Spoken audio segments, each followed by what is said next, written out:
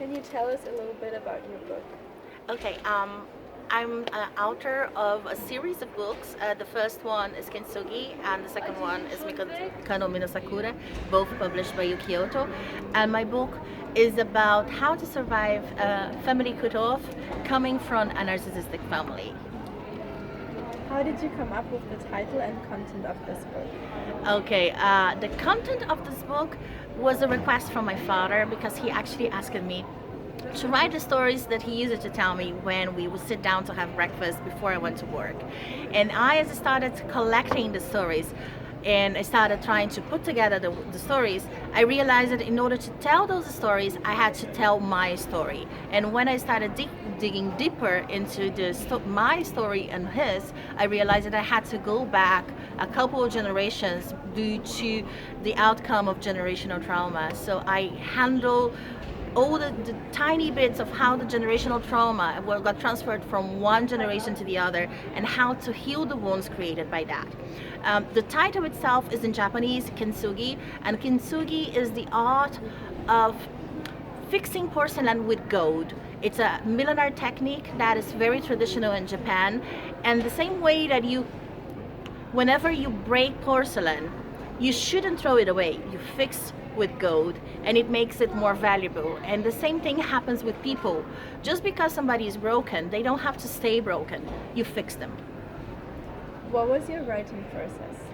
Oh, I write a lot and I actually like to plan ahead. So I have the different thematics and the different ideas that I want to work on that. I also have a background in psychoanalysis, so I dig up current events and I interweave these events into the linear view of the story.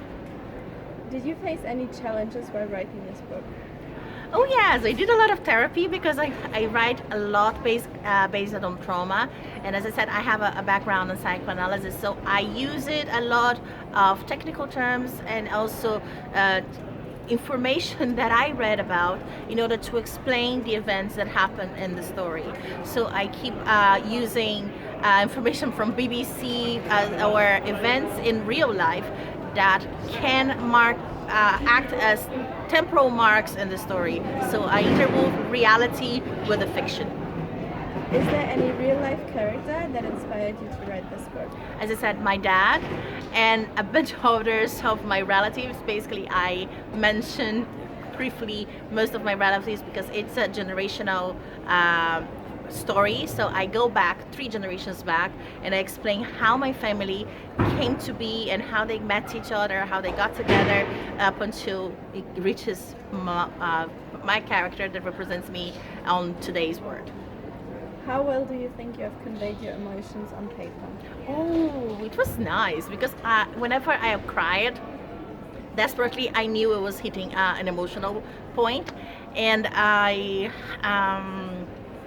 yeah, and also whenever I picked parts of the story and sent to friends to read, and then I said, "You made me cry." I knew that I hit the point that I wanted to make with the story. What kind of responses have you received so far?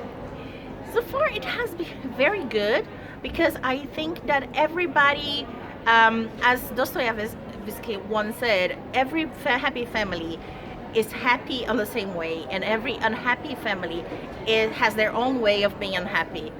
And when I write the story, I say, hey, he forgot about the crazy ones. So as we have so many different types of mental disorders and mental diseases that presented itself in the family, I pinpoint their origins and I try to organize, hey, these people need therapy, but they are so used to how mental disorders are deeply intrinsicated with their lives that they think, oh, that's how we are, so we're going to be as we are.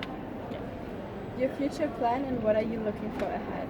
Okay, Kintsugi is a series of planets so far, 7 books. We have published 1 and 2, and the next 5 are on the works.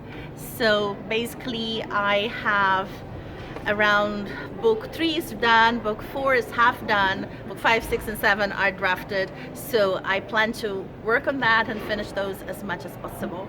And also I have other projects that are just drafted on ideas. Key takeaways for the readers. Excuse me, what is the question? Key takeaways for the readers. It's much easier to break a person than to fix them. So, and if love is conditional, it's not love, it's the codependency. So if you are in a relationship where respect is not served on the table, you have to be brave enough to stand up and walk away. And just because someone is older than you and because someone is from your family, it doesn't mean necessarily that they owe you respect. You owe them respect. If there is no respect at the table, stand up, walk away. What advice do you have for other writers? Just keep writing. Just keep writing, and you're going to get better the more you write. And also be very curious. Read a lot, especially in the area that you want to work. Don't be ashamed of asking questions. Don't be ashamed of being curious about what you're doing, and also have feedback from other writers and sit down and discuss things. It's very healthy to hear the opinions of others, but don't just change what you're writing just because it's I don't like this. No, you're writing first for yourself. You have to satisfy your emotional needs first, and then if the other people are curious about it, they're welcome to enter your inner world.